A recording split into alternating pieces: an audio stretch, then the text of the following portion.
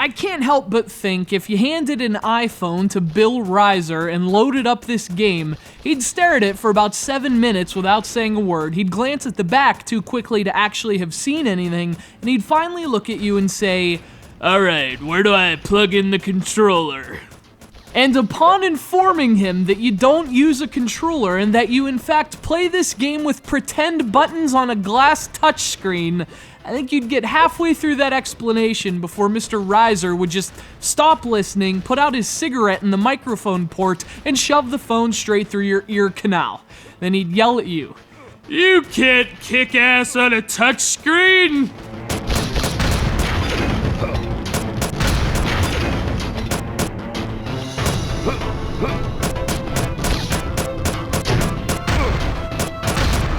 As if you'd ever question a guy with the nickname Mad Dog. He's right, Star Marine has plenty of things going in its favor. It has awesome gameplay, a nice look, and as the very title suggests, infinite ammo. But what this otherwise awesome shooter doesn't have is a good old-fashioned, thumb-gouging directional pad. And even in 2012, that causes a misfire.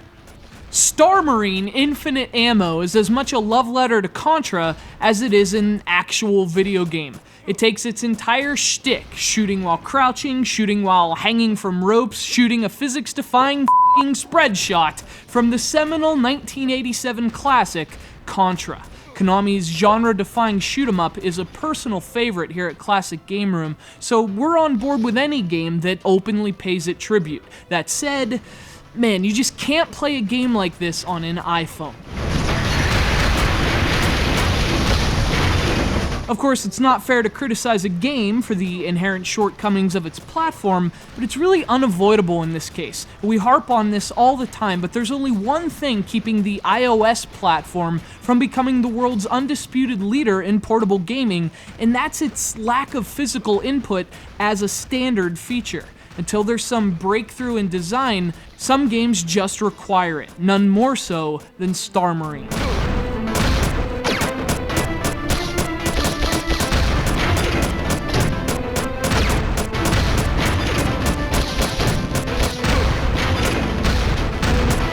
Star Marine comes from GlitchSoft, a company with a clear passion for Contra. This game is a labor of that love, a very iOS-appropriate recreation of a classic.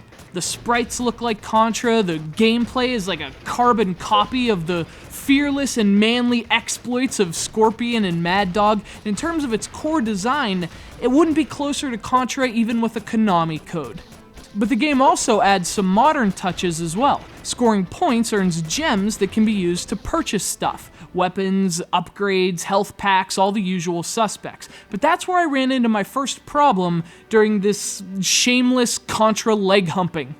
It takes quite a few points to unlock a single gem, and frankly, they're worthless unless your stash goes into the double digits. That means it takes a while to earn the requisite gems for better weapons, which means you're stuck with a stock gun.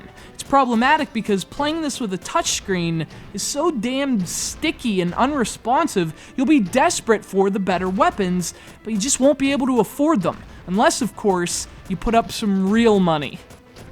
You see, the game only costs $2, but you can buy gems via in-app purchase for several dollars a pop. And given how desperate you'll be to unlock better weapons to compensate for the touch controls, you might consider it.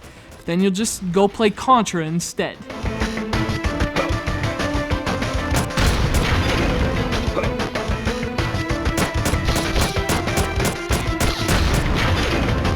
This would be one of my favorite games in the App Store if I could play it, but I'm inexcusably bad at Contra with a D-pad, and with a touchscreen, this.